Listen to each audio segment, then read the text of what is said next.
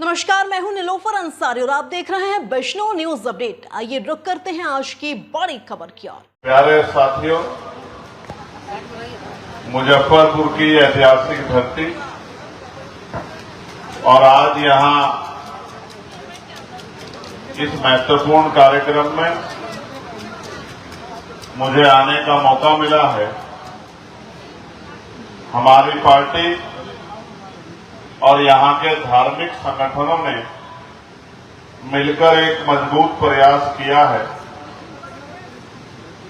क्योंकि लोकतंत्र है और लोकतंत्र में मिलकर ही हम, भाईचारा बनाकर ही हम अपनी परेशानियों को खत्म कर सकते हैं और अपने अधिकारों को प्राप्त कर सकते हैं। इसलिए मैं इस पहल की, यहां पार्टी के नेतृत्व की, हमारे संगठन के नेतृत्व की, जिले के जिम्मेदार साथियों की, जिले के नेतृत्व साथियों की इस सोच की बहुत सराहना करता हूं।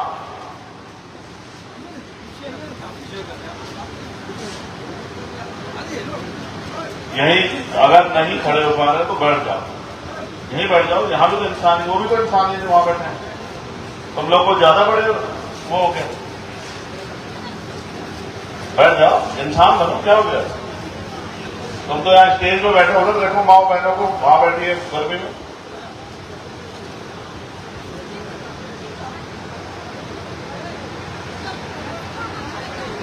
तो ये पहल सराहनीय है। मैं अपनी बात को शुरू करते हुए सभी धर्मों में जन्मे सभी संतों, गुरुओं और महान पुरुषों को नमन करता हूं, इसलिए कि उन महान पुरुषों का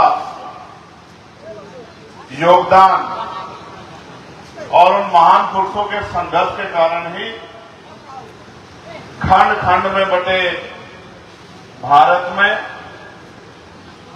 लोकतंत्र स्थापित हुआ है और खंड खंड में बटा भारत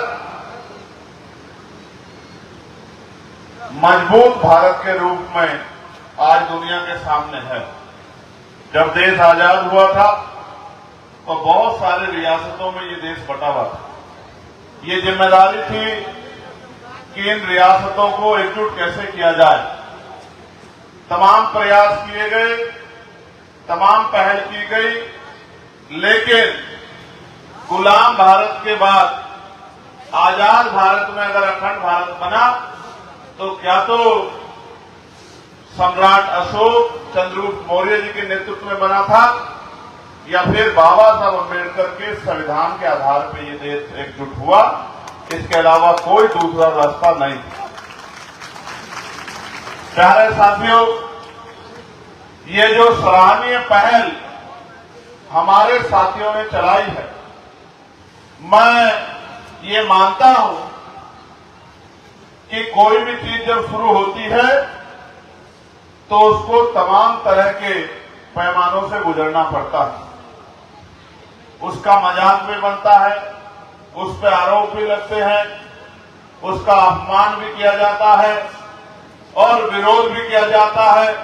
लेकिन एक समय आता है कि जब साथी संघर्ष करते हैं और मुहिम रंग लाती है तो बड़े से बड़े दरख्त भी उखड़ जाते हैं और आपकी मेहनत एक नया इतिहास लिख देती है। आज जो ये संदेश बिहार से जाएगा कि एक तरफ वक्फ को लेकर जहां पूरे मुस्लिम समाज में बेचैनी और कई स्टेटों में तो वो प्रदर्शन भी नहीं कर सकते, इसमें भी रोक लगी है, वहीं दूसरी तरफ बीटीएमसी एक्ट, जिसके कारण पूरे बौद्ध समाज में, पूरे अंबेडकर समाज में, यही नहीं, मैं यूएस का दौरा करके लौटा हूं, पूरे अमेरिका में भी रहने वाले भारतीयों में, बुद्धिस्टों में, अंबेडकरवादियों में बहुत बेचैनी है।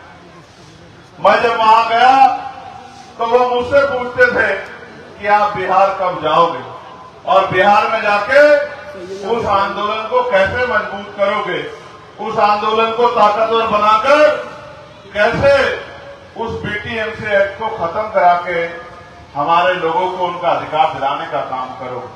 तो मैं उनसे यही कहता था कि हम पहले बिहार में सोए हुए अपने अधिकारों को आंख बंद करके छीनता हुआ देख रहे अपने लोगों को जागरूक करने का काम करेंगे, और फिर जिनको हमारे तरह सताया जा रहा है, जिनको भविष्य में शायद आज एहसास हो ना हो, लेकिन आने वाले कल में एहसास होगा जब आपकी मस्जिदें, आपकी दरगाहें, आपकी खानकाहें, आपके कब्रिस्तान और जो तमाम तरह की आपकी महत्वपूर्ण जगहें हैं, जब उनको आपसे छीना जाएगा तब शायद आपको एहसास होगा कि किस तरह से सरकार योजनाबद्ध तरीके से आपके अधिकारों को और आपकी जगहों को कानून बना के लूटने का काम कर रही है।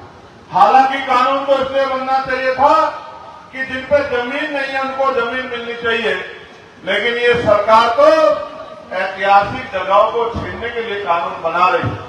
मैं आज भी धरती से कहता हूं कि हम कल भी वक्त के खिलाफ थे और आज भी जो वक्त पर अमेंडमेंट करके नया कानून बनाया गया है, हमने पार्लियामेंट में भी इसका विरोध किया था और सड़कों पर भी हमारा विरोध जारी रहेगा। इस बात का मैं आपको विश्वास दिलाता हूं। प्यारे साथियों, बीटीएमसी एक्ट में उस आंदोलन को जो साथी चला रहे थे, इन सरकारों ने झूठे मुकदमे लगा के हमारे साथियों को जेल में डालने का काम किया है। अगर आप सोए हुए समाज नहीं होते तो इस सरकार की हिम्मत नहीं पड़ती कि ये हमारे भंते साथियों को मुकदमे लगा के जेल में डाल देती। आपको क्या लगता है कि आपको ये अधिकार आसानी से मिल जाएगा? इसके लिए हमारे भंते जो समाज के अग्रणी हैं, जो धार्मिक रूप से समाज को रास्ता दिखाते हैं, वो तो आंदोलन कर रहे हैं, और जिनको आंदोलन करना चाहिए वो चैन से घर में पड़ के सो रहे हैं। इसीलिए आज बिहार के कोने कोने में जाके हमें ये अलग लगानी पड़ेगी कि अगर हमें बीटीएमसी एक्ट खत्म कराना है तो हमें अपनी ताकत यहां बढ़ानी पड़ेगी, और अपने जैसे लूटे पिटे जो लोग हैं जिनके अधिकारों को छीना जा रहा है उनका हाथ हमें पकड़ना पड़ेगा, और राजनीतिक भाईचारे से ज्यादा सामाजिक भाईचारा हम लोगों को बनाना पड़ेगा। जब हमारा सामाजिक भाईचारा मजबूत हो जाएगा तब फिर कोई हमारे अधिकारों को लूट नहीं पाएगा। किस तरह से हमारे भक्त साथी, हमारी बहनें, हमारे बच्चे, नौजवान साथी वहां बोधगया में आंदोलन चला रहे हैं, 40 डिग्री टेम्परेचर में, 44 डिग्री टेम्परेचर में, 48 डिग्री टेम्परेचर में किस तरह से वो इस आंदोलन को सींचने का काम कर रहे हैं। और भीम आर्मी के हमारे केंद्रीय नेतृत्व के साथियों ने भी पूरे बिहार में पैदल यात्रा निकालकर इस आंदोलन को गांव-गांव तक, घर-घर तक पहुंचाने का काम किया। आज भीम आर्मी के साथियों ने मुझे बताया कि हम अब तैयारी कर रहे हैं कि हम अब यात्रा शुरू करेंगे, परमानेंट आंदोलन चलाएंगे, और जब तक बीटीएमसी खत्म नहीं हो जाता, बुद्धों को उनका अधिकार नहीं मिल जाता, तब तक हम रुकने वाले नहीं। मैं उनके कार्य की, उनकी पहल की सराहना करता हूं। भाई अमर ज्योति जी के, भाई रितेश यादव जी के, भाई जवाहर आजाद जी के, हमारे संतोष भाई के, तमाम साथियों के, उनके संघर्ष की मैं सराहना करता हूं। भाई अक्षय जी के, पीके आजाद जी के, मैं उनको भी कहना चाहता हूं कि उनको भी कमर कसनी चाहिए और घर घर तक ये बात पहुंचनी चाहिए कि जो बाबा साहब अम्बेडकर ने कहा था कि मांगने से भीख मिलती है, अधिकार छीनने पड़ते हैं, और जो अधिकार आपके छीन लिए जाए, जो जिन अधिकारों पर आप पे डाका पड़ जाए, वो छीनने के लिए आपको ताकत बनानी पड़ेगी। मैं तो धन्यवाद देता हूं, इतनी बड़ी संख्या में हमारी मातृशक्ति यहां पहुंची है, और नौजवान साथियों ने तो देश में कहीं भी कोई आंदोलन हो, कार्यक्रम हो, हमेशा से अपने छोटे छोटे साधनों से हमारे संगठन पार्टी के शक्ति को बढ़ाने का काम किया। आज भी हम लोग, मुझे याद है 2020 से अब तक का सफर कठिनाइयों भरा था, लेकिन जिस तरह उत्तर प्रदेश के साथियों ने मेहनत करके, संगठन बना के, भाईचारा बना के, लोगों को जगा के अपनी शक्ति को बनाना उत्तर प्रदेश में शुरू किया है, अगर आप भी इसी काम को यहाँ आगे बढ़ाने का काम करोगे तो आपकी लड़ाई बड़ी आसान हो जाएगी। क्योंकि आप जानते हो कि बीटीएमसी एक्ट खत्म करने की ताकत बिहार की सरकार के पास है।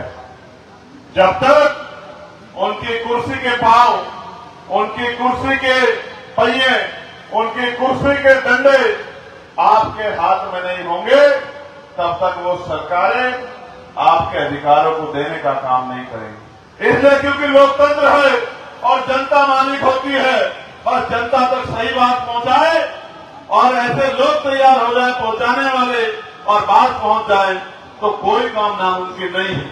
मैं यहाँ जो नौजवान पहुंचे हैं, जो मुझसे बहुत प्यार करते हैं, मैं उनको पूछना चाहता हूँ, क्या मुजफ्फरपुर के मेरे साथियों इस बात को घर घर तक पहुंचाने का काम करोगे कि अगर अपना अधिकार चाहिए तो हमें अपनी शक्ति बनानी पड़ेगी और एकजुटता भाईचारा बना के ही हम कामयाब हो सकते हैं। हमें दो दुश्मन को पहचानना पड़ेगा। हमारे प्रचार का काम कमजोर है, इस बात का एहसास मुझे आज होता है, क्योंकि मैं जानता हूं कि हमारे जो नौजवान नेतृत्व है। फिलहाल के लिए इतना ही। बिजनौर की हर खबर सबसे पहले देखने के लिए जुड़िए हमारे चैनल बिजनौर न्यूज अपडेट से, और हाँ, चैनल को लाइक व सब्सक्राइब करना ना भूलें। नमस्कार।